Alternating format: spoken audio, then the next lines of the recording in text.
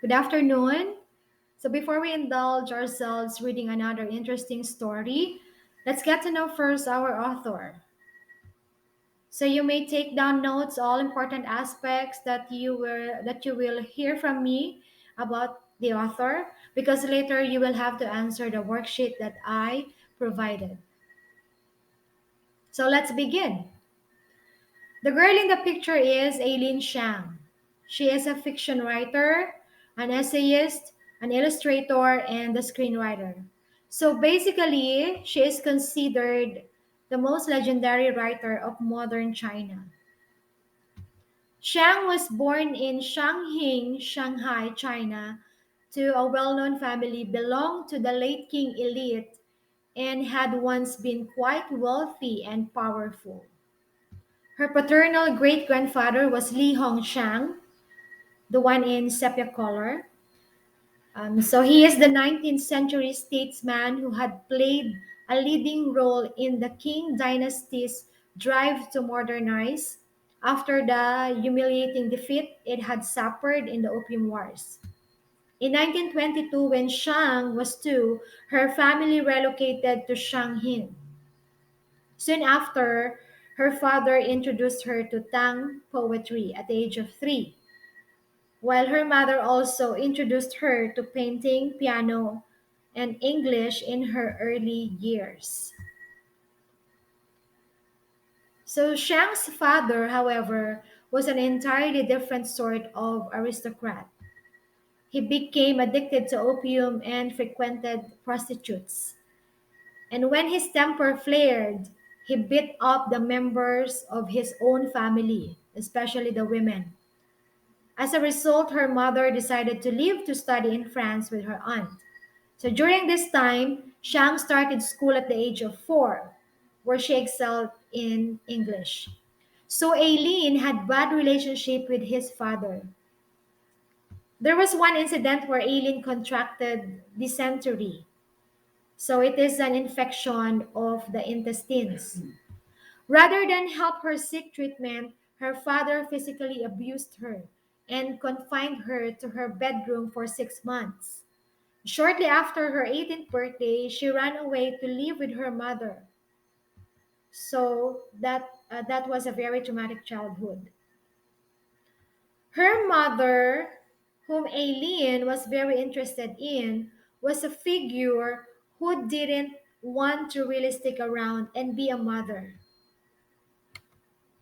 Her mother was a liberated modern woman and was not very interested in the arranged marriage to her spouse. Then Aileen's mother decided to leave home, her children, leave her husband, and go travel in Europe as an independent woman. And so she was kind of back and forth and in and out for quite a while. Then Aileen's mother decided eventually did divorce her husband. Aileen did have a confidant and mentor figure of the elder generation in her paternal aunt, who was very different from her brother. Then there was a key moment in Shang's life when she left Shanghai and went down to become a university student in Hong Kong.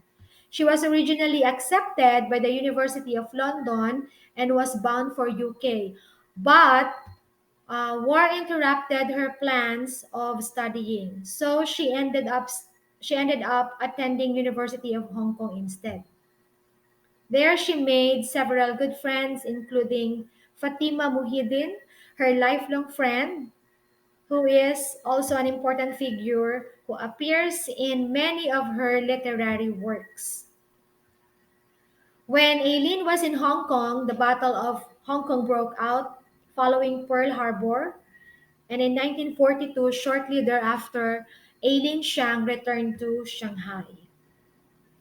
So in 1944, she met her first husband, Hu Lansheng, and married him, who was 37 at that time.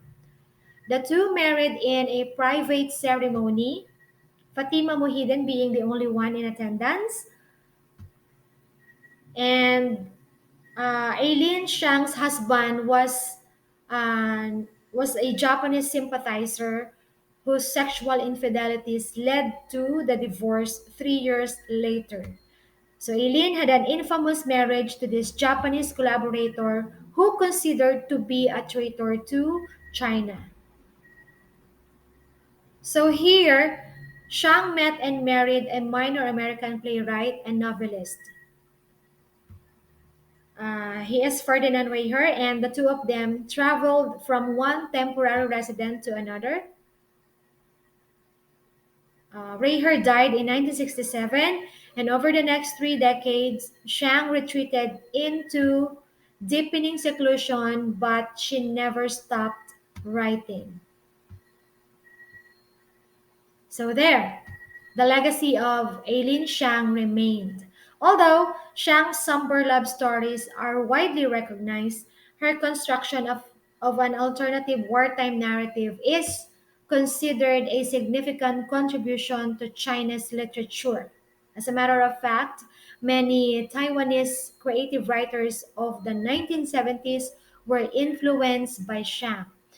In the 1980s and 1990s, young women authors they came together as a group inspired by her and her works. Okay, so for your activity, I want everyone to answer the worksheet which I provide.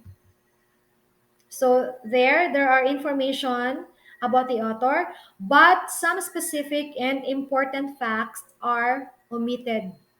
Okay, and what you're going to do is to provide the missing details from the word pool on the right side. Okay, so you may now begin.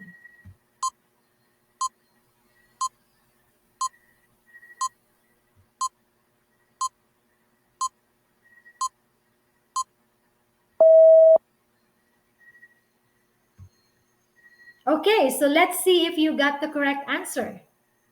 Number one, the answer is aristocratic. Number two, Shanghai. Number three, opium addict. Number four, University of Hong Kong. Number five, war broke out. Number six, Hu Lansheng. Number seven, emotional and sexual infidelities.